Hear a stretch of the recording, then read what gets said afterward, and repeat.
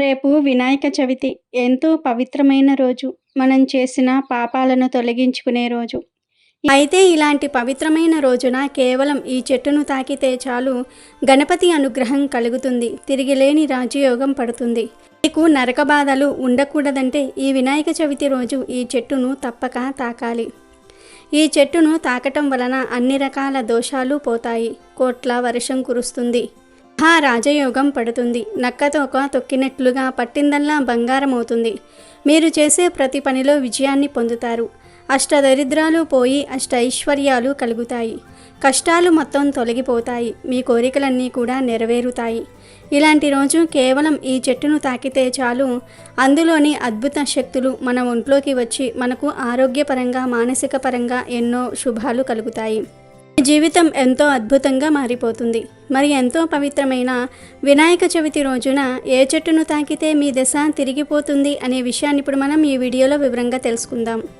Friends, ఈ వీడియోని ఎక్కడా స్కిప్ చేయకుండా చివరి వరకు చూడండి. అలాగే మా ఛానల్ని కూడా సబ్స్క్రైబ్ చేసుకొని ఈ వీడియోని లైక్ చేసి మాకు సపోర్ట్ చేయండి. ఈ వినాయక చవితి రోజు ఉదయం సాయంత్రం స్నానం చేసే నీటిలో వీటిని వేసుకొని స్నానం చేయండి. ఇవి వేసుకొని స్నానం చేయటం వల్ల 1 గంటలో మీకు ఉన్న దోషాలన్నీ కూడా పోతాయి. మీకు ఉన్న దరిద్రమంతా కూడా ఆ నీటి ద్వారా పోతుంది. వినాయక చవితి రోజు ఈ నీటితో స్నానం చేస్తే మీకు ఉన్న ఆరోగ్య సమస్యలన్నీ కూడా తగ్గిపోతాయి. మీ శరీరానికి నూతన ఉత్తేజం వస్తుంది. అంతేకాదు ఇవి వేసుకొని స్నానం చేయటం వల్ల మీ శరీరం ముందు కంటే ఎక్కువ కాంతివంతంగా తయారవుతుంది. వినాయక చవితి రోజు ఇవి వేసుకుని స్నానం చేయటం వల్ల పుణ్య నదుల్లో స్నానం చేసినంత ఫలితం వస్తుంది.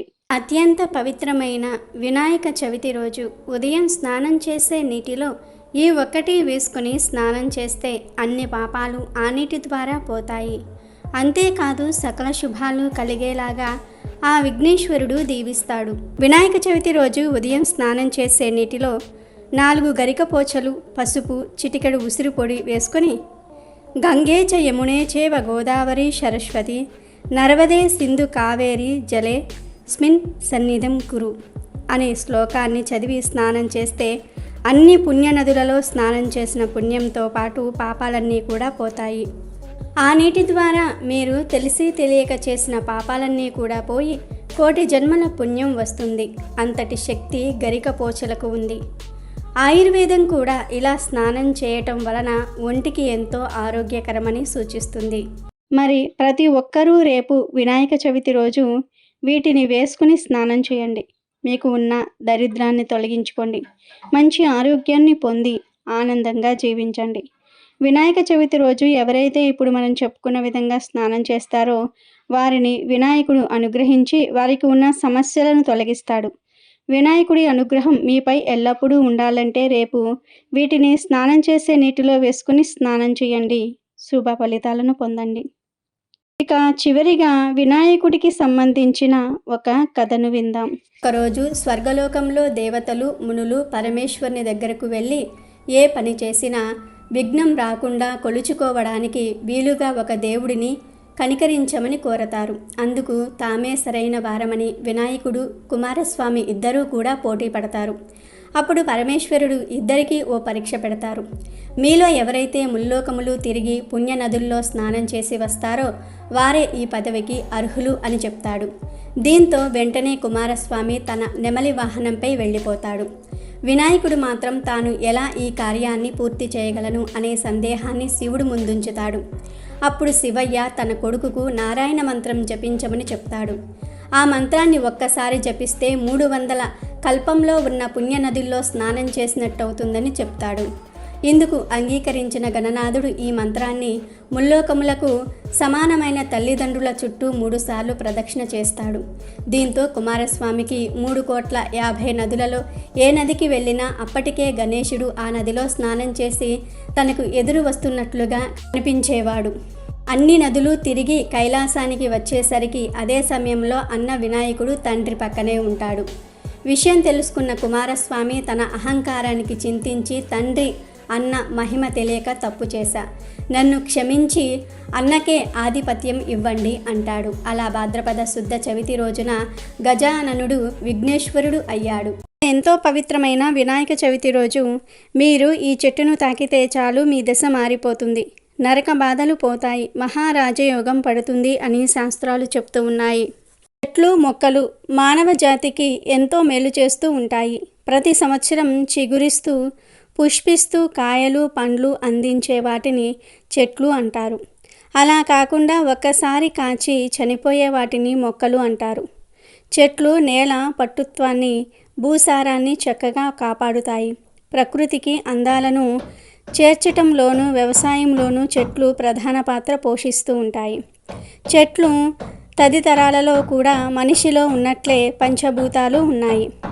వాటికి కూడా మనిషికి లాగే వినటము, వాసన, చూడటము, రసం, స్పర్శ, దృష్టి అనే 5 ఇంద్రియాలు ఉన్నాయి. అవి ఇతర జంతువుల్లాగా పైకి కనిపించకపోవచ్చు. అంత మాత్రం చేత వాటిని లేవు అని అనడానికి వీలు లేదు. వృక్షంలోనూ ఆకాశం అనేది ఉంది. చెట్లకు స్పర్శను పొందే లక్షణం ఉంది. అలాగే గాలి వీచినప్పుడు, పిడుగులు పడుతున్నప్పుడు కలిగే ధ్వనులకు పువ్వులు పండ్లు రాలి పడుతూ ఉంటాయి. అంటే ఆ ధ్వనిని వినే శక్తి ఆ చెట్లుకుంది. తీగలు చెట్లను చుట్టుకుని లేదంటే పందిరికి ఎగబాకుతూ ముందుకు సాగిపోతూ ఉంటాయి. ముందుకు పోవాలంటే ముందు ఏముందో అర్థం కావాలంటే ఎంతో కొంత దృష్టి ఉండాలి. ఈ తీగలు సాగే స్థితిని చూస్తే దృష్టి కూడా ఉంది అనే విషయం అర్థమవుతుంది. పవిత్రమైన గంధం కానీ ధూపం కానీ ఆ చెట్లకు సోకినప్పుడు అవి చక్కగా ఎగబాకుతూ ఉంటాయి. సుఖ దుఃఖాలను పొందే లక్షణాన్ని అవి కలిగి ఉంటాయి. మనిషిలో ఎలా పరిణామక్రమం ఉంటుందో వాటిలోనూ అలాంటి పరిణామక్రమమే కనిపిస్తూ ఉంటుంది. మొలకెత్తటము, పెరిగి పెద్దవ్వటము, పుష్పించి ఫలాలను ఇవ్వటము, కాలానికి వయసుడికి నశించటం, ఇవన్నీ చూస్తే ప్రాణం ఉన్న మనిషిలాగే చెట్టు కూడా కనిపిస్తూ ఉంటుంది. వాయువును గ్రహించటం, తీసుకున్న ఆహారాన్ని జీర్ణం చేసుకోవటం, ఆహారం మారినప్పుడు తరగటము పెరగటము, ఇవన్నీ చెట్లల్లో కనిపిస్తూ ఉంటాయి.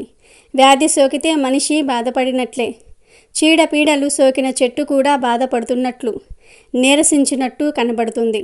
చీడపీడలు వదలగానే రోగం తగ్గిన మనిషిలాగే నవనవలాడుతూ మళ్ళీ ఆ చెట్టు కనబడుతుంది. చెట్లల్లో కూడా జీవం ఉంది. అందుకే చెట్లల్లో కూడా దేవుణ్ణి చూశారు మన పెద్దలు. దేవతా వృక్షంగా పేర్కొనే అనేక వృక్షాలలో జిల్లేడు చెట్టు కూడా ఒకటి. ఈ వినాయక చవితి రోజు మీరు కేవలం జిల్లేడు చెట్టును తాకితే చాలు, తరతరాలకు తరగని ఐశ్వర్యం వస్తుంది, ధనం ఆకర్షింపబడుతుంది, దరిద్రం పోతుంది. ఈరోజు జిల్లేడు చెట్టును తాకితే మీ శరీరం మంచి శక్తిని పుంజుకుంటుంది. మీ శరీరంలోని నెగిటివ్ ఎనర్జీ, రోగాలు పోతాయి. మీ ఒంట్లో ఉన్న దోషాలన్నీ కూడా పోతాయి. మీకు తిరుగులేని రాజయోగం పడుతుంది.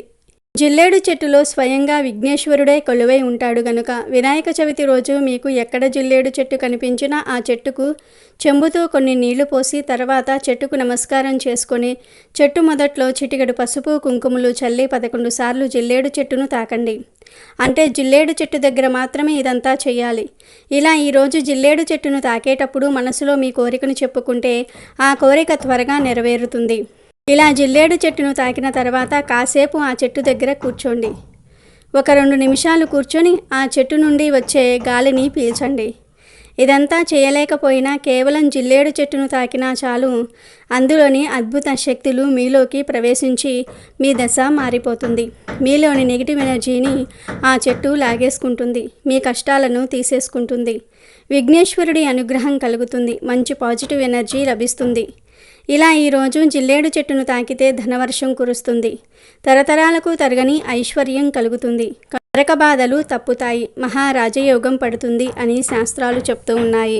ఇలా జిల్లేడు చెట్టును వాడుక భాషలో జిల్లేడు అని పిలుస్తూ ఉంటాం.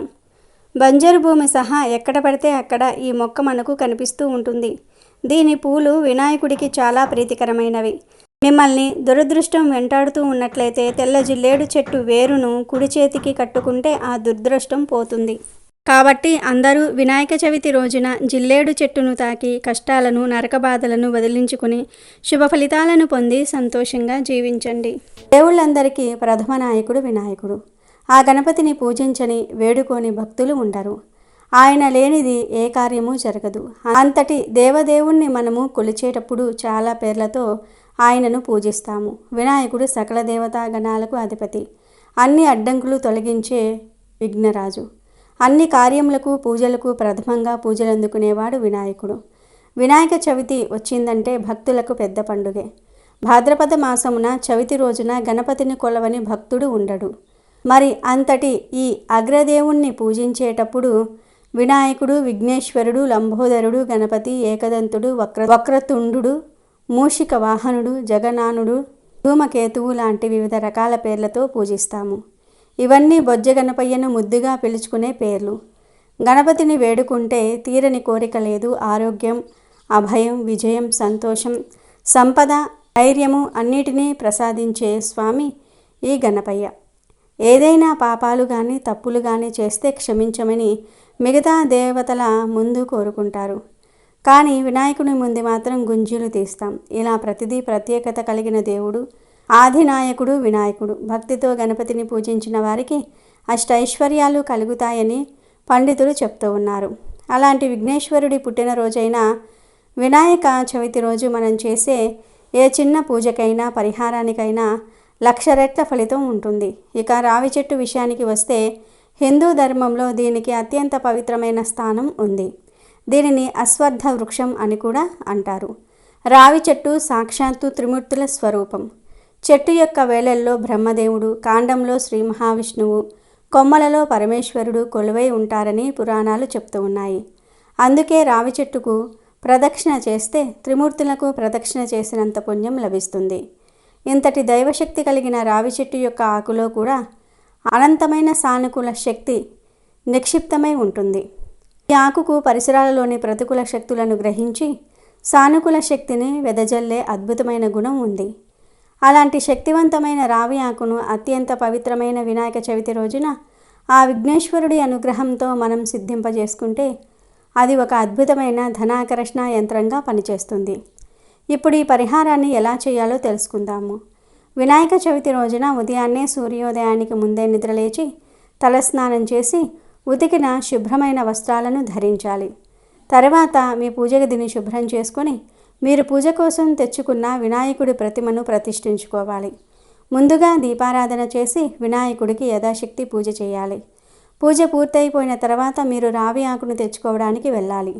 అయితే ఈ పరిహారానికి సంబంధించి ఒక అత్యంత ముఖ్యమైన విషయాన్ని మీరు తప్పనిసరిగా గుర్తుంచుకోవాలి.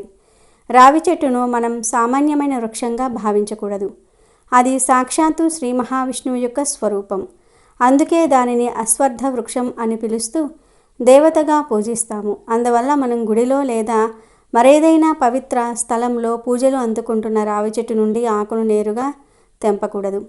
అలా చేయటం మహాపాపం, దోషం కూడా. అది భగవంతుని హింసించినట్లే అవుతుంది.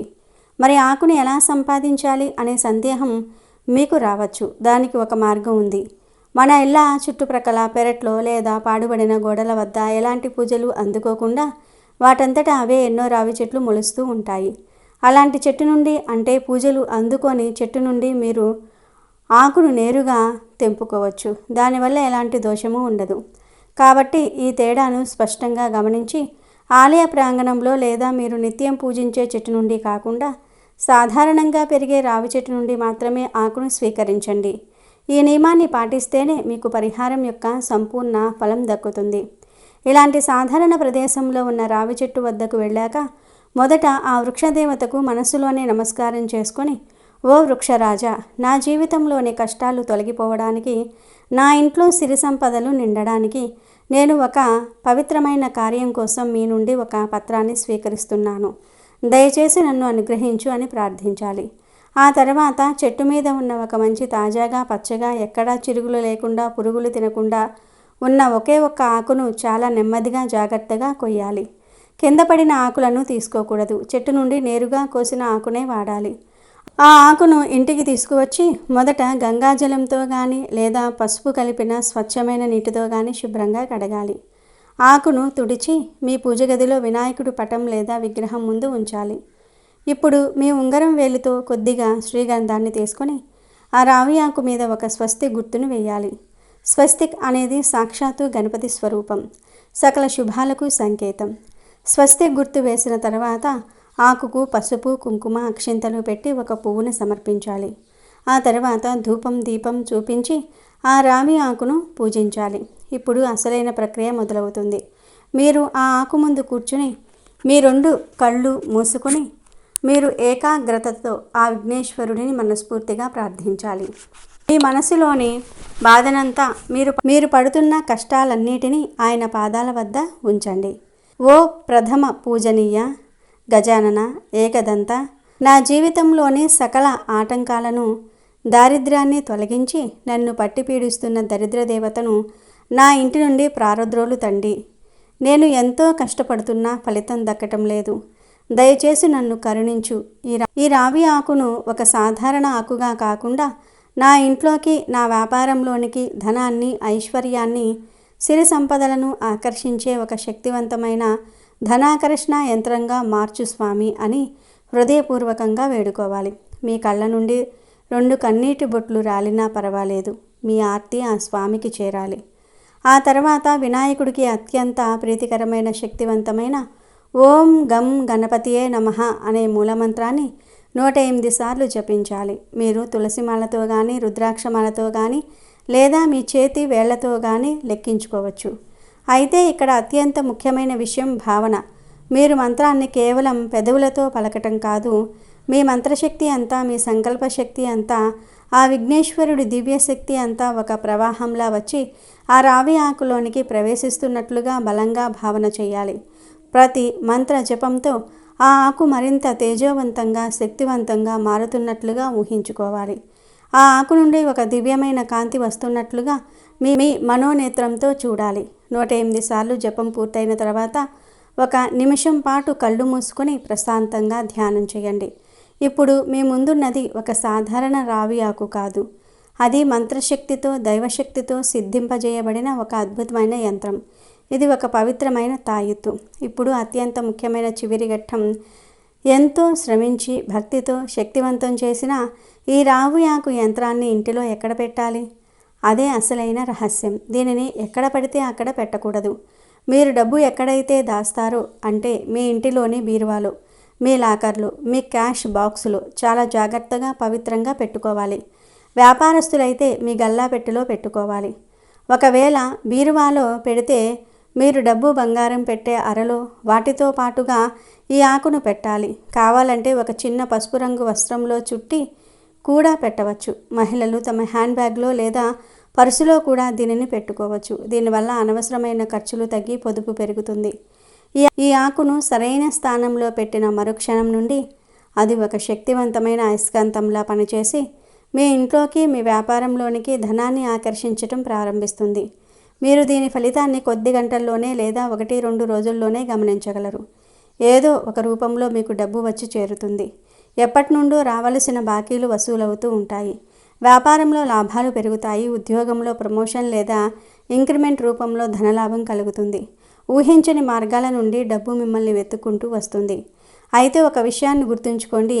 ఏ పరిహారమైనా సరే పూర్తి నమ్మకంతో, శ్రద్ధతో, భక్తితో చేస్తేనే సంపూర్ణ ఫలితాన్ని ఇస్తుంది. ఒకసారి పెట్టిన ఆకును ఎప్పుడు తీయాలి అనే సందేహం చాలామందికి వస్తుంది. ఆ రావి ఆకు పూర్తిగా ఎండిపోయి పసుపు రంగులోనికి మారి నలిపితే పొడి పొడిగా రాలిపోయే స్థితికి వచ్చినప్పుడు మాత్రమే దానిని మార్చాలి. ఆకు కొద్దిగా వాడిపోయినంత మాత్రాన, రంగు మారినంత మాత్రాన మార్చవలసిన అవసరం లేదు. ఇక ఆ ఆకును తీసిన తర్వాత దానిని ఎక్కడ పడితే అక్కడ పడేయటం మహాపాపం. అది మీ ఇంటికి మీకు సేవ చేసిన ఒక దైవిక వస్తువు. దానిని చెత్త కుండీలో లేదా ఇతర అపరిశుభ్ర ప్రదేశాలలో వేస్తే మీకు మేలు జరగకపోగా తీవ్రమైన దోషం అంటుకుంటుంది. దైవాన్ని అవమానించిన పాపం తగులుతుంది. కాబట్టి పాత ఆకును అత్యంత గౌరవంగా సాగనంపాలి. అందుకు 2 సరైన పద్ధతులు ఉన్నాయి. మీకు దగ్గరలో ఏదైనా నది, కాలువ, చెరువు వంటివి ఉంటే ఆ పాత ఆకును తీసుకుని వెళ్ళి దానికి మనసులోనే నమస్కరించి ఇన్నాళ్ళు మమ్మల్ని కాపాడినందుకు ధన్యవాదాలు అని చెప్పుకొని ఆ పారే నీటిలో నెమ్మదిగా వదిలివేయాలి. లేదా ఆ ఆకును చెట్టు మొదట్లో పెట్టండి. ఇది ఇంకా ఉత్తమమైన పద్ధతి. మీరు ఏ రావి చెట్టు నుండి అయితే ఆకును తెచ్చారో మళ్ళీ అదే చెట్టు దగ్గరికి వెళ్ళి ఆ చెట్టు మొదట్లో ఆ పాత ఆకును భక్తితో పెట్టి నమస్కరించి రావాలి. దానిని తిరిగి దాన్ని తల్లి ఒడికే చేర్చటం లాంటిదన్నమాట. ఈ నియమాలన్నీ పాటిస్తూ పూర్తి విశ్వాసంతో ఈ పరిహారం చేయండి. ఆ విఘ్నేశ్వరుడి అనుగ్రహంతో మీ ఆర్థిక సమస్యలన్నీ తొలగిపోయి మీ ఇంట సిరి సంపదలు వెల్లువిరుస్తాయి. కనుక ప్రతి ఒక్కరూ మర్చిపోకుండా వినాయక చవితి నాడు రావి ఆకుతో ఈ పరిహారాన్ని చేయండి. వినాయకుడి అనుగ్రహంతో పాటు మీకు ఆ శ్రీ మహాలక్ష్మి అనుగ్రహం కూడా కలిగి సిరి సంపదలు కలుగుతాయి. మీ జీవితం ఆనందమయమవుతుంది. ఇక మీకు ఎందులోనూ తిరగనేదే ఉండదు. వినాయక చవితి రోజు వినవలసిన కథలు ఉన్నాయి. పూర్వం గజరూపం గల గజాసురుడు అనే ఒక రాక్షసుడు పరమశివుని గురించి ఘోర తపస్సు చేశాడు. దీంతో ప్రత్యక్షమైన పరమేశ్వరుడు ఏం వరం కావాలో కోరుకోమన్నాడు. దీంతో ఆ రాక్షసుడు, స్వామి నీవు ఎల్లప్పుడూ నా ఉదరంలోనే నివసించాలి అని కోరుకున్నాడు. మాట తప్పని మహాశివుడు రాక్షసుడి కోరిక మేరకు గజాసురుడి కడుపులోనికి ప్రవేశించాడు. ఈ విషయం తెలుసుకున్న పార్వతీదేవి ఎంతో బాధతో శ్రీ మహావిష్ణువును ప్రార్థించింది. గజాసురుని బారి నుంచి శివుణ్ణి కాపాడమని కోరుకుంటుంది. దీంతో శ్రీహరి గంగిరెద్దు మేళం నాటకం ఆడతాడు. నందీశ్వరుని గంగిరెద్దుగా, బ్రహ్మాది దేవతలను వాయిద్యకారులుగా మార్చి గజాసురుని పురానికి వెళ్ళి నందిని ఆడిస్తాడు. ఆ మేళానికి తన్మయుడైన గజాసురుడు మీకేం వరం కావాలో కోరుకోండి అంటూ వరమిస్తాడు. ఇదే సరైన సమయమని భావించిన విష్ణుమూర్తి, ఈ నందీశ్వరుడు శివుణ్ణి వెతుక్కుంటూ వచ్చింది కాబట్టి నీ దగ్గర ఉన్న శివుణ్ణి ఇచ్చేయి అని అడుగుతాడు. వెంటనే ఆ కోరిక కోరింది వేరెవ్వరో కాదు, సాక్షాత్తు శ్రీ మహావిష్ణువే అని గ్రహించాడు రాక్షసుడు. తనకిక మరణం తథ్యం అని గ్రహించి శివునితో నా శిరస్సును లోకమంతా కూడా ఆరాధించేటట్లుగా అనుగ్రహించి నా చర్మంను నీ వస్త్రముగా ధరించమని వేడుకుంటాడు. అనంతరం విష్ణుమూర్తి సైగ చేయటంతో నంది తన కొమ్ములతో గజాసురుణ్ణి చీల్చి చంపుతుంది. అప్పుడు బయటకు వచ్చిన శివుడికి శ్రీహరి దుష్టులకు ఎప్పుడూ అలాంటి వరాలివ్వొద్దంటూ నచ్చ చెప్తాడు. ఇంకో పక్కన కైలాసంలో పార్వతీదేవి శివుని రాక కొరకు ఎదురు చూస్తూ నలుగు పెట్టుకుంటుంది. ఆ సమయంలో కింద రాలిన నలుగు పిండితో ఒక బాలుని రూపాన్ని తయారు చేసి ఆ రూపానికి ప్రాణం పోస్తుంది. అనంతరం ద్వారం వద్దే కాపలాగా ఉంచి ఎవరినీ రానివ్వొద్దంటూ చెప్తుంది. అదే సమయంలో అటుగా వచ్చిన శివుడినే అడ్డుకుంటాడు ఆ బాలుడు. దీంతో కోపోద్రిక్తుడైన మహాశివుడు బాలుడిని శిరచ్ఛేదం గావించి లోపలికి వెళ్తాడు. విషయం తెలుసుకున్న పార్వతి శివుడిపై ఆగ్రహం వ్యక్తం చేస్తుంది. దీంతో గజాసురుని శిరస్సును అతికించి తిరిగి ఆ బాలుడిని బ్రతికించాడు శివుడు. గజముఖాన్ని పొందాడు కాబట్టి అతను గజాననుడిగా పేరు పొందాడు. ఒకరోజు స్వర్గలోకంలో దేవతలు, మునులు పరమేశ్వరుని దగ్గరకు వెళ్ళి ఏ పని చేసినా విఘ్నం రాకుండా కొలుచుకోవడానికి వీలుగా ఒక దేవుడిని కనికరించమని కోరతారు. అందుకు తామే సరైన వారమని వినాయకుడు, కుమారస్వామి ఇద్దరూ కూడా పోటీ పడతారు. అప్పుడు పరమేశ్వరుడు ఇద్దరికీ ఓ పరీక్ష పెడతారు. మీలో ఎవరైతే ముల్లోకములు తిరిగి పుణ్యనదుల్లో స్నానం చేసి వస్తారో వారే ఈ పదవికి అర్హులు అని చెప్తాడు. దీంతో వెంటనే కుమారస్వామి తన నెమలి వాహనంపై వెళ్ళిపోతాడు. వినాయకుడు మాత్రం తాను ఎలా ఈ కార్యాన్ని పూర్తి చేయగలను అనే సందేహాన్ని శివుడు ముందుంచుతాడు. అప్పుడు శివయ్య తన కొడుకుకు నారాయణ మంత్రం జపించమని చెప్తాడు. ఆ మంత్రాన్ని ఒక్కసారి జపిస్తే 300 కల్పంలో ఉన్న పుణ్యనదుల్లో స్నానం చేసినట్టవుతుందని చెప్తాడు. ఇందుకు అంగీకరించిన గణనాథుడు ఈ మంత్రాన్ని ముల్లోకములకు సమానమైన తల్లిదండ్రుల చుట్టూ 3 సార్లు ప్రదక్షిణ చేస్తాడు. దీంతో కుమారస్వామికి 3,50,00,000 నదులలో ఏ నదికి వెళ్ళినా అప్పటికే గణేశుడు ఆ నదిలో స్నానం చేసి తనకు ఎదురు వస్తున్నట్లుగా అనిపించేవాడు. అన్ని నదులు తిరిగి కైలాసానికి వచ్చేసరికి అదే సమయంలో అన్న వినాయకుడు తండ్రి పక్కనే ఉంటాడు. విషయం తెలుసుకున్న కుమారస్వామి తన అహంకారానికి చింతించి తండ్రి అన్న మహిమ తెలియక తప్పు చేశా, నన్ను క్షమించి అన్నకే ఆధిపత్యం ఇవ్వండి అంటాడు. అలా భాద్రపద శుద్ధ చవితి రోజున గజాననుడు విఘ్నేశ్వరుడు అయ్యాడు. ఈ రోజున భక్తులందరూ కూడా భోజన ప్రియుడైన వినాయకుడికి పిండి వంటలు, కుడుములు, టెంకాయలు, పాలు, తేనె, అరటిపండ్లు ఇలా నైవేద్యాలు పెడితే భక్తులను అనుగ్రహించి వారు కోరుకునే అన్ని కార్యాల్లో విఘ్నాలు లేకుండా చూస్తాడని ప్రతీతి. ఆ తర్వాత వినాయకుడిని చూసి చంద్రుడు నవ్వటంతో వినాయకుడి పొట్ట పగులుతుంది. అది చూసి పార్వతీదేవి శాపం ఇవ్వటం, ఆ తర్వాత ఋషిపత్నులు నీలాపనిందనలు మొయ్యటం, ఆపై పార్వతీదేవి వినాయక చవితి రోజు ఈ కథ ఎవరైతే చదువుతారో వారు నీలాపనిందల పాలు కారని చెప్తుంది. అందుకే వినాయక చవితి రోజు ఈ వినాయకుని కథ చదివి అక్షింతలు నెత్తిన వేసుకున్న వారికి ఎలాంటి నీలాపనిందనలు ఉండవని చెప్తూ ఉంటారు. అయితే ఈ వినాయక చవితి రోజు ముడుపు కట్టుకుంటే చాలా తొందరగా మీ కోరికలు తీరతాయని పండితులు చెప్తూ ఉన్నారు. ఎంత పెద్ద కోరికలు ఉన్నవారైనా సరే ఈ ముడుపు కట్టుకోవచ్చు. మరి ఎలా కట్టుకోవాలో తెలుసుకుందాం. సాధారణంగా ఇంట్లో గణపతిని పెట్టుకునేవారు 1 రోజు లేదా 3 రోజులు ఉంచి తర్వాత నిమజ్జనం చేసేస్తూ ఉంటారు కదా. కాబట్టి వినాయక చవితి రోజు ముందు ఒక పసుపు రంగు వస్త్రాన్ని తీసుకోండి. దానికి 4 వైపులా కూడా పసుపు బొట్లు పెట్టండి. ఈ వస్త్రంలో 3 గుప్పెళ్ల బియ్యం, గుప్పిడి శనగపప్పు వేయండి. ఆ తర్వాత 1 రూపాయి బిళ్ళను వేయండి. ఈ 3 వేస్తే చాలు. ఇలా వేసిన తర్వాత స్వామివారి ముందు మీ కోరికను చెప్పుకోండి. ఎంత పెద్ద కోరిక అయినా పర్వాలేదు, ఎలాంటి కోరిక అయినా సరే పర్వాలేదు. స్వామివారికి మనస్ఫూర్తిగా మీ కోరికను చెప్పుకొని, స్వామి నా కోరికను నీకు ముడుపు కడుతూ ఉన్నాను అని మనసులో అనుకుని వస్త్రాన్ని మూటలాగా కట్టేయండి. ఈ ముడుపును 1 రోజు వినాయకుడు బొమ్మ దగ్గర ఉంచండి చాలు. మరునాడు ఈ ముడుపును తీసి పూజ గదిలో పెట్టేసుకోవచ్చు. లేదు మేము అసలు ఇంట్లో గణపతి బొమ్మ పెట్టుకోలేదు అనుకునేవారు గణపతి ఫోటో ముందు అయినా సరే ఈ ముడుపు పెట్టుకోవచ్చు. వినాయక చవితి రోజు ముడుపు కట్టడం వలన నవరాత్రులు ముగిసేలోపే మీ కోరిక నెరవేరుతుంది. ఇలా కట్టిన ముడుపును పూజ గదిలో పెట్టి వదిలివేయండి. చిన్న కోరిక అయితే నవరాత్రులు ముగిసేలోపే ఆ కోరిక తీరిపోతుంది. అప్పుడు ఈ ముడుపును విప్పి బియ్యం శనగపప్పుతో ఉండ్రాళ్ళు చేసి ఆ ఉండ్రాలను బయట వారికి పంచి మీరు కూడా తినండి. ఒకవేళ చాలా పెద్ద కోరిక అయితే అది తీరడానికి కొంత సమయం పట్టవచ్చు. అప్పుడు అంటే ఆ కోరిక తీరినప్పుడు ముడుపును విప్పి ఉండ్రాళ్ళు చేసుకోండి. రూపాయి బిళ్ళను మాత్రం ఎవరికైనా సరే ఇచ్చేయవచ్చు. ప్రత్యేకించి వినాయక చవితి రోజున ఈ ముడుపు కట్టడం వలన మీ కోరిక చాలా తొందరగా నెరవేరే అవకాశం ఎక్కువగా ఉంటుంది. కాబట్టి మీరు కూడా వినాయక చవితి రోజు ఈ విధంగా ముడుపు కట్టుకొని విఘ్నేశ్వరుడి అనుగ్రహంతో ఆటంకాలన్నీ తొలగించుకొని కోరికలన్నీ కూడా నెరవేర్చుకొని సంతోషంగా జీవించండి.